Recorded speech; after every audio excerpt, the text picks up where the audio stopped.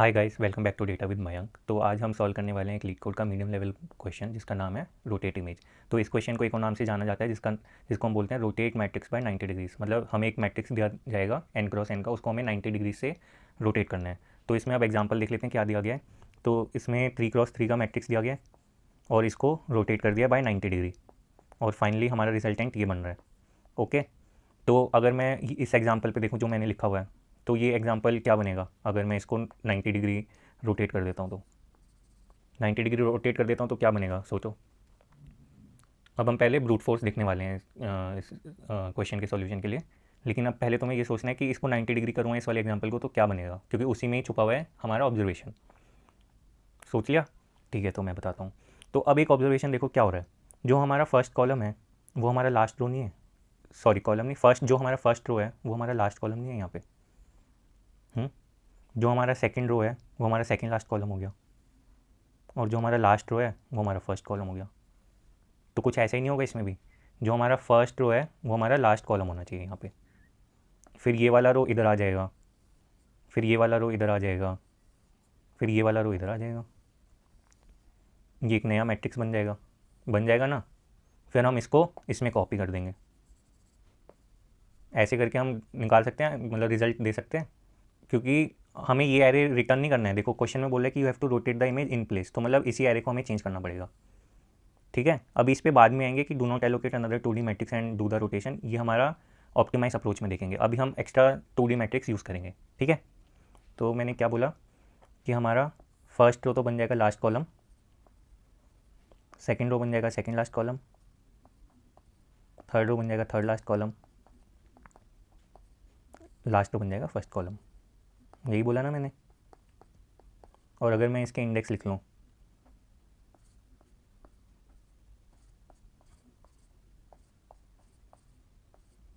तो मैं अब इंडेक्स वाइज इस मैट्रिक्स को बोलते हैं बी, इसको बोलते हैं ए। तो अब देखते हैं कि ए में से, ए वाले मैट्रिक्स में से बी मैट्रिक्स में एलिमेंट्स कहाँ जा रहे हैं। ठीक है, तो मैं ये बोल सकता हूँ कि ए ऑफ 0,0 कहाँ जा रहा है हमारा ये वाला एलिमेंट। 0,0 वाला एलिमेंट कहाँ चला गया? 0,3 पे। 0,3 पे चला गया ना, तो मैं इसको बोल सकता हूँ बी ऑफ 0,3। ऐसी ए ऑफ 0,1 कहाँ चला गया? ये वाला एलिमेंट कहाँ चला गया? यहाँ पे। ये क्या आ गया? B of 1,3। समझ आ रहा है? ऐसे ही ए ऑफ 0,2 कहाँ चला जाएगा? B of 2,3। और ए ऑफ 0,3 चला जाएगा बी ऑफ 3,3।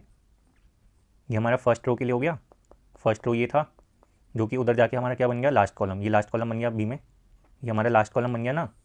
हमने फर्स्ट रो को लास्ट कॉलम बना दिया है। अब एक बार सेकंड रो के लिए भी देख लेते ताकि हमें पैटर्न नज़र आने लग जाए।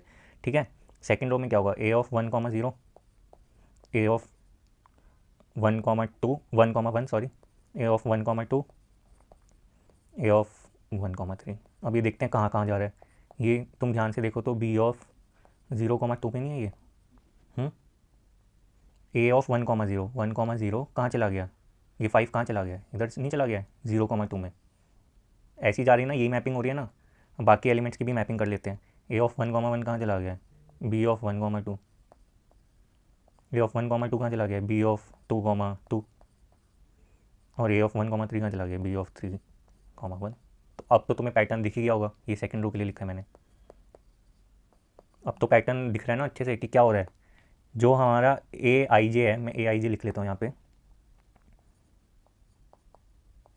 ए आई और जे हमें मैपिंग करनी है बी में। ठीक है, ऐसी एक मैपिंग निकालनी है। ओके, इसको हटा देते हैं। इस ऐसी मैपिंग निकालनी है कि एक फॉर्मूला बन जाए कि ए आई जे का एलिमेंट हमारे बी मैट्रिक्स में कहाँ पे जाएगा। यही मैपिंग निकालनी है ना। ठीक है, तो अब ये देखो, ये जो जे है ए मैट्रिक्स में, वही सिमिलरली आई नहीं आ रहा बी मैट्रिक्स में। सेम ही रह रहा है ना। फर्स्ट रो में देखा एकदम सेम है, सेकंड रो में भी यही हो रहा है। जो हमारा जे इंडेक्स है वो आई इंडेक्स बन जा रहे हैं ना। तो मैं क्या बोल सकता हूँ, जो यहाँ पे जे है वो ith इंडेक्स बन जाएगा। यहाँ पे जे लिख सकता हूँ। ठीक है, और अब दूसरा ऑब्जर्वेशन क्या है? ये कांस्टेंट रह रहा है 0, और इसका कॉलम कांस्टेंट रह रहा है 3। यहाँ पे 1 कांस्टेंट रह रहा है रो में ith इंडेक्स में, इधर 2 कांस्टेंट रह रहा है jth इंडेक्स में। ठीक है, तो मैं इसका फॉर्मूला नहीं निकाल सकता? कैसे निकाल सकता हूँ इसका फॉर्मूला? तो मैं ये नहीं बोल सकता कि 0 के लिए 3 फिक्स रह रहा है, 1 के लिए 2 फिक्स रह रहा है, 2 के लिए 3 फिक्स रहेगा ना, 2 के लिए सॉरी 1 फिक्स रहेगा, 3 के लिए 0 फिक्स रहेगा, करेक्ट। तो इससे ये फॉर्मूला नहीं बन गया कि किसी भी आई के लिए n-1 - i फिक्स रहेगा। इसमें तुम बेशक पुट करके देख लो। अगर मैं आई की वैल्यू 0 ले लेता हूँ तो 0 के लिए ये क्या बोल रहा है, एन हमारा 4 है क्योंकि 4x4 का मैट्रिक्स है हमारे एग्जाम्पल में, 4-1 - 0 = 3। 0 के लिए 3 फिक्स है, जो कि हमने देखा 0 के लिए 3 फिक्स है, करेक्ट। अब मैं आई अगर 1 ले लेता हूँ, 1 के लिए 4-1 - 1 क्या आ गया, ये 2 आ गया। यही देखा ना हमने, 1 के लिए 2 फिक्स है। तो मैं क्या बोल सकता हूँ, जो हमारा ये तो हमने देख लिया कि जो हमारा जेथ इंडेक्स ए में होगा वो बी मैट्रिक्स में ith इंडेक्स बन जाएगा, और जो ith इंडेक्स होगा हमारा ए मैट्रिक्स में, वो हमारा बीथ इंडेक्स में क्या बन रहा है फॉर्मूला, n-1 - i। ठीक है, आई होप ये मैपिंग समझ आ रही होगी तुमको। ठीक है, अब हमें क्या करना है, अब हमें एक सूडो कोड लिखना है जिससे हम इसको ऐसे रख दें, इसको ऐसे रख दें, इसको ऐसे रख दें, इसको ऐसे रख दें, और फाइनली जो ये मैट्रिक्स बनेगा इसको वापस से कॉपी भी करना है, कॉपी भी करना है ओरिजिनल मैट्रिक्स में, क्योंकि हमें ओरिजिनल मैट्रिक्स ही रिटर्न करना है, नया मैट्रिक्स रिटर्न नहीं करना, करेक्ट। तो एक बार इसका सूडो कोड लिख लेते हैं कि क्या होगा। मैं इसको इधर ये हटा देता हूँ। आई होप ये फॉर्मूला समझ आ गया होगा कि कैसे निकाला हमने। सूडो कोड लिख लेते हैं। तो for i equal to 0 to n चलेंगे मैट्रिक्स में आइटेट करने के लिए, और for j equal to 0 to n, ये हमारा मैट्रिक्स में आइटेट हो रहा है। अब हम क्या बोल रहे हैं, b ऑफ j और n-1 - i किसके इक्वल है, a ऑफ i j। यही फॉर्मूला निकाला है ना हमने, यही फॉर्मूला निकाला है ना कि j इसका ith इंडेक्स बन जाएगा और यहाँ से i से ये मैप होके n-1 - i आ जाएगा, यही फॉर्मूला निकाला है। तो हम b में ऐसे स्टोर कर लेंगे, एक बार स्टोर कर लेंगे तो दोबारा से कॉपी भी तो करना है। तो फॉर दोबारा से ऐसे लिखेंगे, for i equal to 0 to n, for j equal to 0 to n। अब हम ये क्या कर रहे हैं, अब हम ये कॉपी कर रहे हैं, कोई मैपिंग नहीं कर रहे। पहले यहाँ पे मैपिंग कर रहे थे, अब कॉपी कर रहे हैं। कौन से बी किस में से किस में, बी में से ए में। तो मैं क्या बोलूँगा, A of I J equal to B of I J. ठीक है, ये हमारा सूडो कोड हो गया। और अब इसकी टाइम कॉम्प्लेक्सिटी क्या हो जाएगी, ये ऑर्डर ऑफ एन में चल रहा है, अंदर वाला भी ऑर्डर ऑफ एन में चल रहा है, ओवरऑल क्या कॉम्प्लेक्सिटी हो गई, order of n square. Similarly यहाँ से भी ऐसे ऑर्डर ऑफ एन स्क्वायर आ जाएगी एक और। तो मैं बोल सकता हूँ ये ऑर्डर ऑफ 2n स्क्वायर हो गया, जो कि ऑर्डर ऑफ एन स्क्वायर ही बोल सकते हैं क्योंकि 2 तो कॉन्स्टेंट है, करेक्ट। तो मैं फाइनली टाइम कॉम्प्लेक्सिटी क्या लिख सकता हूँ, ऑर्डर ऑफ एन स्क्वायर, और स्पेस कॉम्प्लेक्सिटी क्या लिख सकते हैं। अब स्पेस के लिए हमने एक और मैट्रिक्स यूज़ किया ना, हमने ये बी मैट्रिक्स यूज़ किया ना अलग से, ये तो हमें गिवन नहीं था, इस बी मैट्रिक्स को यूज़ किया है, और ये कितना है, n क्रॉस n का ही मैट्रिक्स है। तो स्पेस कॉम्प्लेक्सिटी मैं बोल सकता हूँ कि ऑर्डर ऑफ एन स्क्वायर की स्पेस कॉम्प्लेक्सिटी हमने यूज़ करी है। ठीक है, अब एक बार इसका कोड देख लेते हैं कि कैसे लिखेंगे, फिर हम ऑप्टिमल अप्रोच पे आते हैं। ओके, ठीक है। हाँ, तो हम क्या कर रहे हैं, पहले हम n निकाल लेते हैं। n की वैल्यू क्या होगी, मैट्रिक्स डॉट लेंथ, करेक्ट। फिर हम एक नया मैट्रिक्स बना लेते हैं क्योंकि हम एक नया 2D मैट्रिक्स बना रहे हैं अपने रिजल्टेंट को स्टोर करने के लिए। ठीक है, जो मैट्रिक्स हमारा रोटेट करके बनेगा, तो उसको मैं कैसे लिख सकता हूँ, int b is equal to new int, इसका साइज़ क्या होगा, इसका साइज़ भी n क्रॉस n का ही होगा, करेक्ट। अब आइट्रेट करना है मैं, for int i equal to 0 i less than n i plus plus. Similarly inner loop में भी ये होगा, for int j equal to 0 j less than n j plus plus, correct. और अब हम क्या कर रहे हैं, b ऑफ j और n-1 - i इक्वल टू हम क्या बोल रहे हैं, a ऑफ आई जे। यहाँ पे a क्या है, मैट्रिक्स है, हमारे a का नाम यहाँ पे अलग से मैट्रिक्स दे रखा है ना क्वेश्चन में, मैट्रिक्स है, करेक्ट। एक बार हमने रोटेट कर दिया मैट्रिक्स को, नए मैट्रिक्स में हमने स्टोर कर लिया। अब हम नए मैट्रिक्स से ओरिजिनल मैट्रिक्स में वैल्यूज़ कॉपी कर देंगे ना। मैं इसी फॉर लूप को कॉपी कर लेता हूँ, और यहाँ पे क्या आ जाएगा, अब matrix of I comma J equal to B of I comma J. ये बस कॉपी कर रहे हैं हम, क्या कर रहे हैं यहाँ पे, बस कॉपी कर रहे हैं, copy from B to matrix, correct. I hope समझ आ रहा होगा। अब एक बार इसको रन करके देख लेते हैं अपने टेस्ट केसेस पे।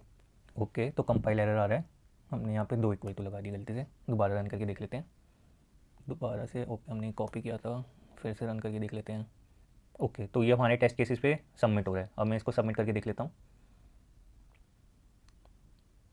फाइनली ये सबमिट भी हो रहा है और 100% कॉम्प्लेक्सिटी वाइज तो बीट कर रहा है, लेकिन अभी क्वेश्चन पूरा नहीं हुआ है, ध्यान से पढ़ना है हमें क्वेश्चन को। क्वेश्चन क्या कह रहा है लास्ट में कि do not allocate another 2D matrix and do the rotation. अभी हमने एक और नया मैट्रिक्स एलोकेट किया है ना, तो मतलब हमें ये भी एलोकेट नहीं करना और इसके बिना ही मैट्रिक्स को रोटेट करना है। तो ठीक है, अब इसका ऑप्टिमल सॉल्यूशन देखते हैं। ओके, ठीक है, अब इसको हमें रोटेट करना है 90 डिग्री से। तो अब इसमें ऑब्जर्वेशन देखते हैं कि क्या हो रहा है। अगर तुम ध्यान से, अगर तुम इसको रोटेट करो और इसका एक बार पहले आउटपुट लिख लो कि क्या बनेगा। क्या बनेगा, 1 2 3 4 5 6 7 8 9 10 11 12 13 14 15 16, ठीक है, ये आउटपुट बन गया। अब इसमें ऑब्जर्वेशन देखते हैं कि क्या हो रहा है। अगर मैं फर्स्ट कॉलम देखूं तो ये कहीं जाके फर्स्ट रो नहीं बन जा रहा है, बस रिवर्स ऑर्डर में। करेक्ट। सेकंड कॉलम देखूं, इधर जाके क्या बन जा रहा है, सेकंड रो बन जा रहा है, लेकिन रिवर्स ऑर्डर में बन जा रहा है। इधर जाके रो ही बन रहा है ना, और रिवर्स हो रहा है। और ये जाके इधर बन जा रहा है थर्ड रो, और फिर रिवर्स रिवर्स फॉर्म में है ना, बस रिवर्स फॉर्म में। ये हमारा last column kind of last row बन गया, लेकिन रिवर्स फॉर्म में है। आई होप ये ऑब्जर्वेशन दिख रही है। तो हम इस मैट्रिक्स को ट्रांसपोज नहीं कर सकते। ट्रांसपोज का क्या मतलब होता है कि रो को मैं कॉलम बना देता हूँ मैं। अगर इस मैट्रिक्स को मैं ट्रांसपोज करूँ तो क्या बनेगा, ये रो कॉलम नहीं बन जाएगा, रो कॉलम बन जाएगा। ऐसे ही बन जाएगा ना, रो कॉलम बन जाएगा, 1 5 9 13 हो जाएगा। फिर सेकंड कॉलम सेकंड रो बन जाएगा, सेकंड कॉलम सेकंड रो बन जाएगा। क्या हो जाएगा यहाँ पे, 2 6 10 14, यहाँ पे गलती से 13 लिखना है, ये 13 है, ठीक है। अब हमारा थर्ड कॉलम थर्ड रो बन जाएगा, 3 7 11 15, और लास्ट कॉलम हमारा लास्ट रो बन जाएगा। करेक्ट। तो तुम अब देख पा रहे हो कि इस फॉर्म में आने के बाद क्या बच गया, बस इसमें और इसमें क्या डिफरेंस रह गया। हमें बस सारी रोज को रिवर्स करना है, यही डिफरेंस रह गया ना। इसमें 1 5 9 13 है, इसमें 39 5 1 है। इसमें 2 6 10 14 है, इसमें 14 10 6 2 है। बस रिवर्स करने रह गए। तो एक और ऑपरेशन कर लेंगे, reverse the rows. Reverse the rows करूँगा तो हमारा फाइनल आउटपुट आ जाएगा। आई होप ये ऑब्जर्वेशन तुम्हें समझ आ रही होगी। ओके, तो अब क्वेश्चन ये आता है कि ठीक है सर, रिवर्स द रोज तो हम कर लेंगे, हमें आता है कि किसी एक एरे को रिवर्स कैसे करना है, वो हम सारे रोज पे लगा देंगे, रिवर्स कर लेंगे। लेकिन ट्रांसपोज कैसे करें। तो ट्रांसपोज के लिए तुम एक और ऑब्जर्वेशन देखो। अगर मैं एक ऐसी डायगोनल लाइन खींच लूँ और इसमें भी डायगोनल लाइन खींच लूँ, तो ये एलिमेंट्स तो सेम रह रहे हैं, लेकिन क्या हो रहा है, 5 इधर पहुँच जा रहा है, 2 इधर आ जा रहा है। यही हो रहा है ना, 2 पहले यहाँ पे था, 5 इधर था। सिमिलरली 9 3 की जगह पहुँच जा रहा है, 3 9 की जगह आ जा रहा है, और 10 7 की जगह पहुँच जा रहा है। मतलब एक काइंड ऑफ मिरर हो रहा है ना इस लाइन के हिसाब से, बस हम मिरर कर रहे हैं। 5 2 पे चला जा रहा है, 9 3 पे चला जा रहा है, 10 7 पे जा रहा है, 13 4 पे चला जाएगा, 14 8 पे चला जाएगा, 15 12 पे चला जाएगा, और इसको बस रिवर्स कर देंगे सारे में। तो काइंड ऑफ ऐसे नहीं हो रहा कि जो आई कॉमा जे पे एलिमेंट था वो जे कॉमा आई पे चला जा रहा है। यही हो रहा है ना। ये कौन सा एलिमेंट है, 1 कॉमा 0, ये कहाँ चला जा रहा है, 0 कॉमा 1 पे चला जा रहा है।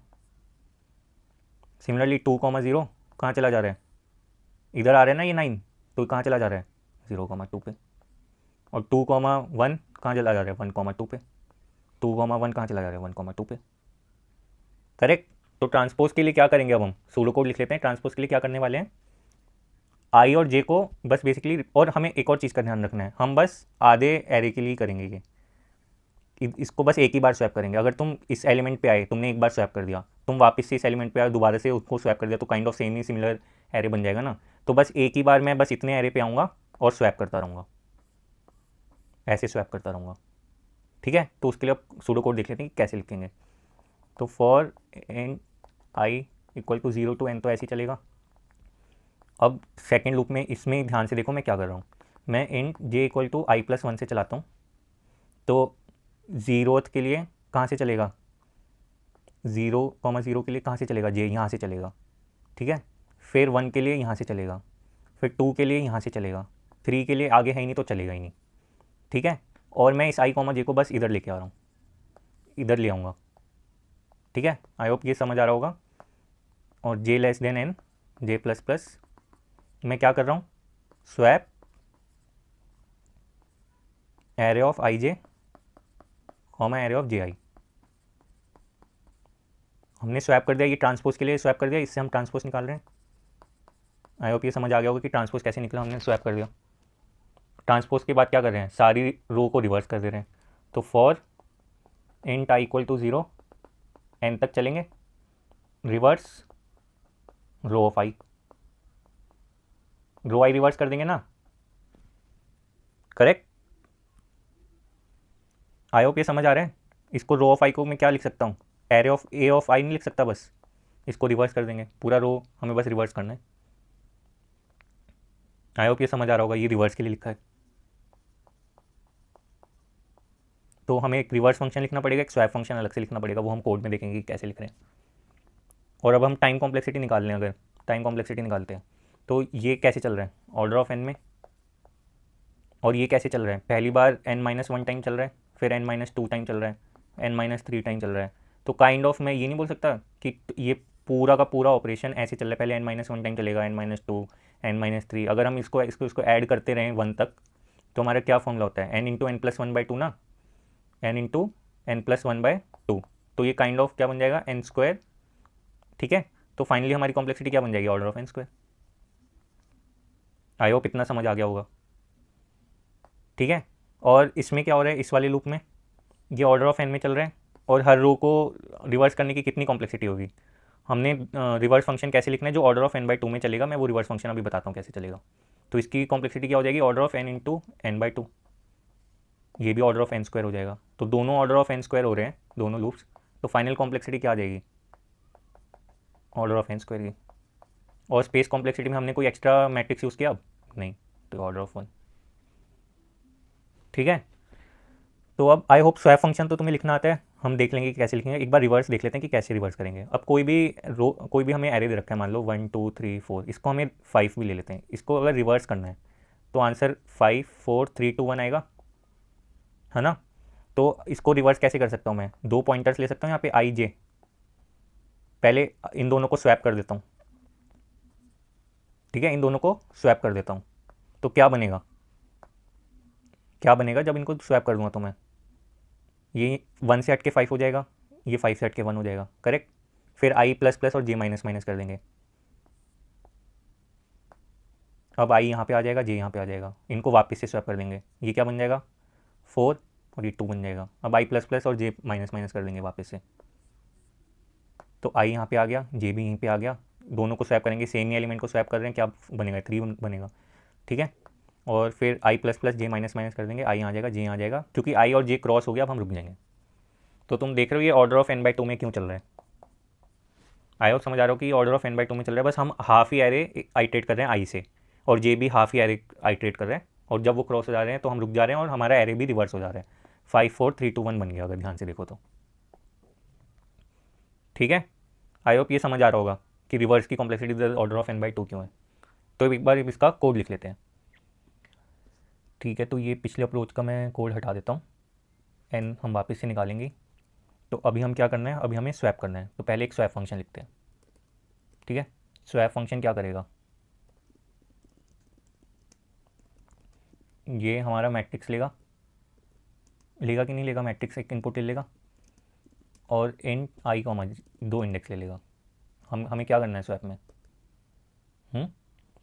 इन temp equal to matrix of I comma J store कर लेते हैं पहले इसको, ठीक है। फिर मैट्रिक्स ऑफ जे आई क्या हो जाएगा, मैट्रिक्स ऑफ जे आई क्या हो जाएगा, सॉरी मैट्रिक्स ऑफ आई जे क्या हो जाएगा, matrix of J I, correct. और फाइनली मैट्रिक्स ऑफ जे आई क्या हो जाएगा, टेम्प हो जाएगा। ये हमने स्वैप कर लिया। ऐसे हमें एक अलग से फंक्शन लिखना था रिवर्स, याद है, वो भी लिख लेते हैं पहले। तो पब्लिक वर्ड रिवर्स, ये क्या ले रहा है, एक इंटीजर एरे ले रहा है नम्स, ठीक है। इंट आई इक्वल टू पहले हम 0 रख रहे हैं, J equal to nums dot length रख रहे हैं -1, और अब हम क्या कह रहे हैं, while I is less than J, I is less than J, swap कर दो एलिमेंट्स को, है ना। इसमें भी स्वैप कर रहे हैं, लेकिन ये 1D मैट्रिक्स में स्वैप कर रहे हैं, तो इसका लॉजिक यहीं लिख लेते हैं, int temp equal to nums of I,